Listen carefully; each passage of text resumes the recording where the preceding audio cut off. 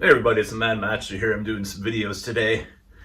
As usual, pretty much once per week, I'll be doing videos now. I might actually ramp it up once I get to the 1,000 mark on subscribers. I don't know. I'm going to see how I feel.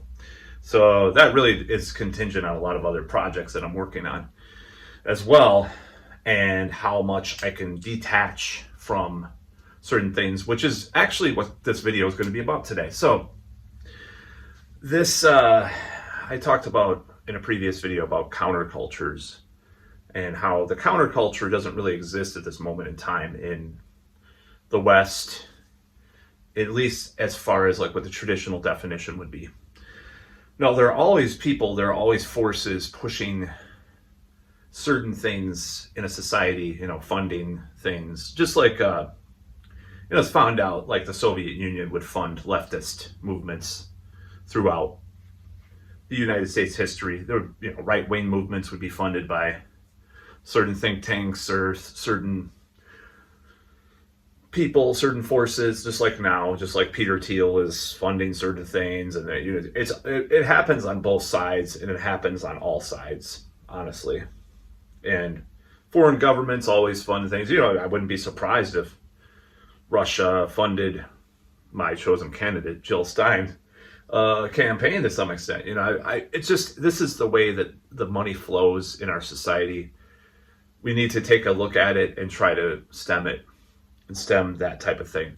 So a lot of things that happen. The CIA had to do with LSD, so a lot of the 60s was basically a government op in a way, a certain way, indirectly or directly, whichever, if you believe some of the authors that have come out about that, or if you don't. I happen to be somewhere in the middle about a lot of that stuff. Of course, that's the way I think about a lot of stuff. So this whole notion that there's some pure grassroots counterculture is really a dubious prospect that does not exist in reality. That said, in the past, it's been a lot closer to that. There's been a lot more of a closer thing. So oftentimes, the prevailing culture will co-opt a lot of the counterculture's ideas or cultural fashions or whatnot. Not only fashion as far as clothing, just different things. The counterculture's ideas of culture and certain things like that. For example, you watch back in the 70s, you watch William F. Buckley, and he had like sort of longish hair and maybe a little bit of sideburns growing for a while, and that was not something that would have been popular in 1960, for example, or some of these people even on the right would grow out their hair a little bit and stuff. In the 70s, you saw that. I think even like the Bushes, George W. Bush or something. So that was kind of a thing, because that was a prevailing culture that they co-opted. So the past 30 years or so, there's been a lot of leftist things that have been co-opted by the establishment. And not everything, of course, and it's this lopsidedness that people talk about, and that's why the Trump thing happened, is because the lopsidedness is what I mean is like, we'll talk about identity politics, but the economic stuff, we're just still neoliberals that support corporations and the establishment and military industrial complex.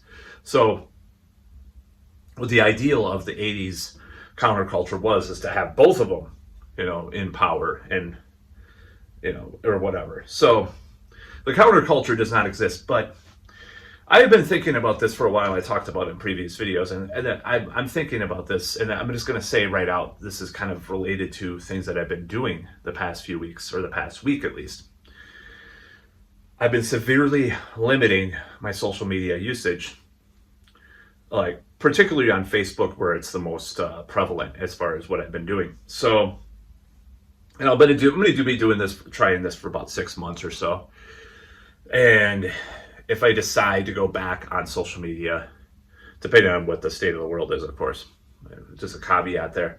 If I decide to go back full force on social media, I'll just go back to posting memes and stuff like that. I'm going to still use social media to look for collaborators on my projects, to advertise my projects and stuff, my various projects, which I have like 5 or 6 different projects in the pipeline for various types. And a lot of these go back years, perhaps even longer than that. So I'm going to continue to use that for that. But as far as like being a social media person at this point in time, until things are established in those other projects, I don't think I'm going to be using it very much. But that gets to the next idea of what really I think is the essence of what a counterculture can be in the future. And that is IRL, in real life, doing things, localizing things, not going on social media, not being involved in that, in the cataclysmic interruption of human development that I think social media has kind of become over the last 15 years. Now keep in mind, I've been involved with some sort of social media for 30 plus years. I was on the BBSs as a kid, a little bit, or a lot actually. I would interrupt the family's phone line by calling into these local BBSs and talking online. And a lot of my, to be blunt, a lot of my dating, any type of dating success I've had is from online. And a lot of things that I've done are associated with this idea of being always online and always, typing stuff up or, whatever. So, because I don't use the voice stuff because I like to type. Sorry. So this whole idea is like, well, freeing yourself of that and being IRL is more rebellious than anything else at this point in time, especially with the remote push towards remote work and that they tried to do. They tried to kind of astroturf that. Now, I saw the early signs of that even in 2018, 2019, when my former job, they're like, oh, we might have an option to be remote part of the time. Now, I do want a remote job, don't get me wrong, because it would save a lot on gas and save a lot of other stuff. But, and regardless, whether or not this could become that, I don't know. I don't think so, but who knows? Maybe it could. I'm going to get into some of my manifestation return too in future videos, because I've been returning to some of the manifestation culture and stuff like that, which I was out of for at least 3+ years. And there's some surprising stuff, because I have a journal that I wrote that had, it was a Joseph Ally or Neville Goddard kind of journal that I did, where I was writing all these goals and stuff every day, 10 different things. It would have to be 10 different things every day, but I repeated myself a lot anyways, I noticed. One of the most remarkable ones, by the way, was Iron Maiden. And this is a weird thing about Somewhere in Time. Like, they would acknowledge Somewhere in Time one day and even tour about it. 2020, I wrote that. I was like, holy shit, when that came out. I was like, it's pretty crazy. So anyways, that was one of the most remarkable, not predictions, but, manifestations that happened. So, but of course, it's kind of in the zeitgeist anyways, because people always talk about Somewhere in Time. It's a cult classic, So this whole thing, like this whole idea of going back into real life full on, and it's just a very appealing thing. And I don't mean I'm going to stop doing YouTube, because I definitely don't want to stop doing videos or expressing myself with the online sphere. But there's been even some like mainstream channels that have talked about IRL being like the new rebellious thing. I'm trying to think of the video I watched a few weeks back. I talked about this. But this is kind of a thing that I think could be a new rebellious thing. It's just like, no, I don't do that stuff. I use cash, man. I have a flip phone. It's like the last vestige of rebellion in our society is to do things more in real life in a certain way. It is. I mean, look at the event of the 3 or 4 years ago. If you were in real life, you were if you did things in real life, you were a murderous, dangerous, sociopathic, narcissistic bastard. If you actually met up with your family or had friends that you still met in real life. And then they tried to like half-ass rationalize it by going through this bubble theory thing in some of those major publications. Like, you have your social bubble, you all get tested before the Thanksgiving, and make sure you wear masks in real life, but you can still beat people in real life. So, it's pretty funny. But I'm not going to go into that, because I was very mad about some of that stuff. And it's not even the matter of like wanting to care about your fellow human beings, or, that had, that there was blank demic, the Kufa Jamama 2019, that was happening at the time. And it's not like I didn't care about that. I'm trying to like come clean about like how I reacted to it. I was very extreme. I went really far into like being against all the stuff. And it's not necessarily like that.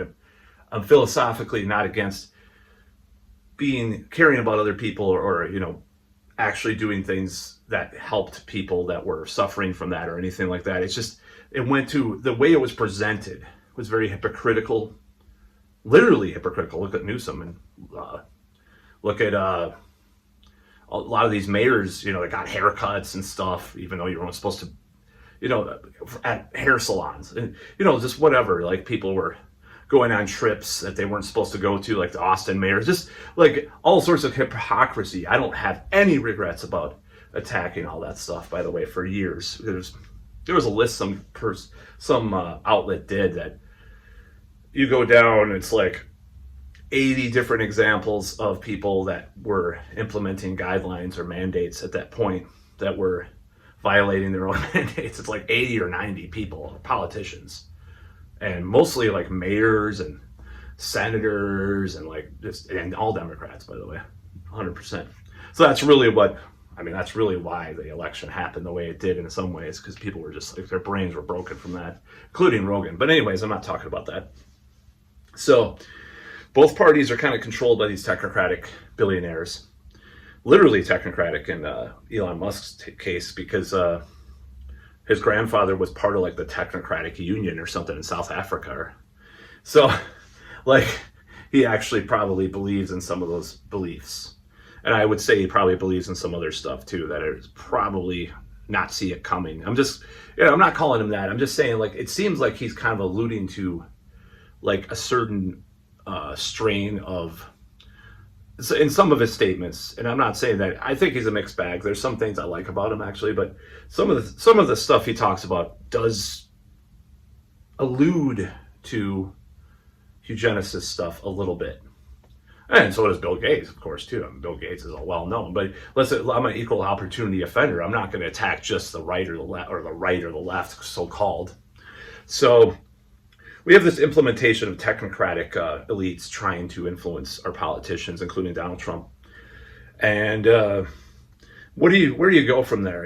How do you rebel against this, like these big tech oligarchs trying to control our government and our lives, whether it be with Real ID or with, Jabba Dabba Doo mandates or corn, trying to protect children from online corn. I'll just say corn.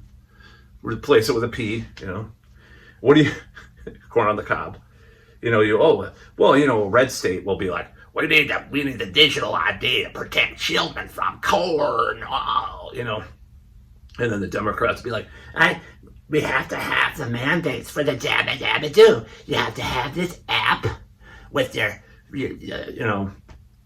So both sides are equally evil as far as like implementing this agenda, which I would call neo-feudalism. I don't call it globalism, or the left will call it neoliberalism, which is economic theory. And it's kind of true. It's kind of a slander against modern Democrats and stuff, which I agree with completely.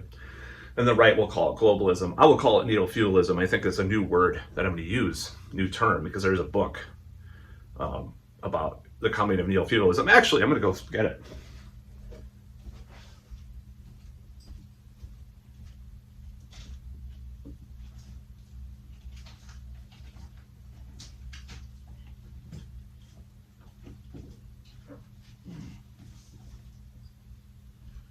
So this book, I took it out of my backpack with like 30 books in it. This book, The Coming of Neo-Feudalism. So this is a good book, and there's other stuff. There's there's just various books about that. What is the other book that I just bought more recently? This is a good book about it. There's other stuff too, but this is another good book. Oh yeah, The Age of Surveillance Capitalism, and this one too. This is a really good book.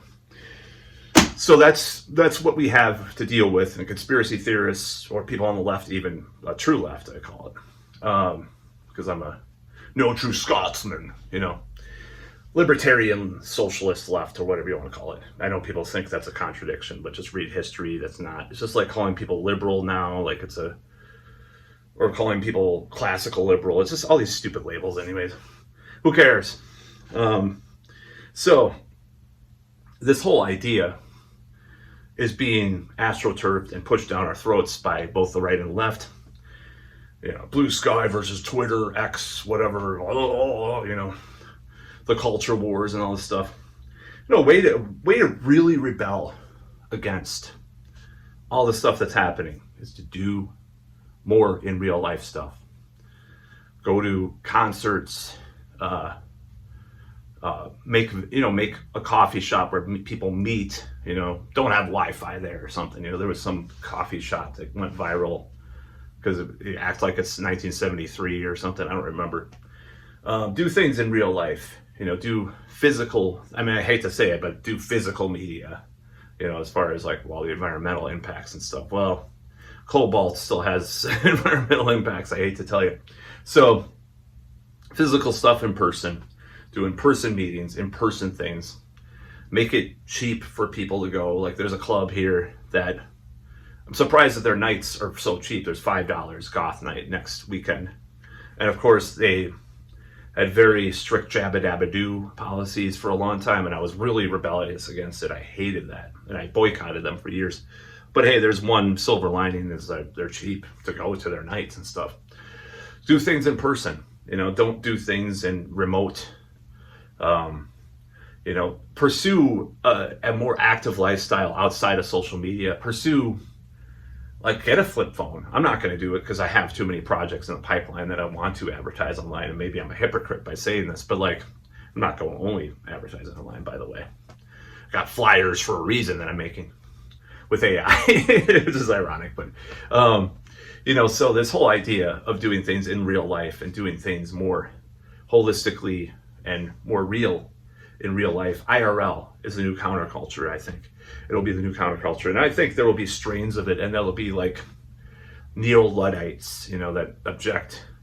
I use AI, and I'm not opposed to AI, but I think I have a lot of sympathy for people that will be, they'd be like, no AI, no social media usage, just this whole idea of we have to be on social media, we have to be all connected to the machine, is going to be a very appealing thing to rebel against, I think, in the future. It already is, I have a relative that bought a flip phone for at least for a while. I don't know if he has one now, but there's just this. That's the whole thing. I'm trying to think of a way, and I think this is the way of having more of a counterculture, because the counterculture does not exist anymore, as I said. And I think IRL is the way to go. Just have a more holistic, in real life thing. It's I don't have Twitter. I don't have Facebook. How about those people? Those people will be the outliers, but that's the real rebels. And in the future, they're not even online. I mean, that's a scary thought that people, that'll be so edgy and hardcore that you don't have an online presence, but it's going to be. There's celebrities that don't have they have people handle their social media and stuff. So I think it's a very appealing thing to have, and I think it will be the future of counterculture in a certain sense, or it could be. It's very, very likely. But that's about all.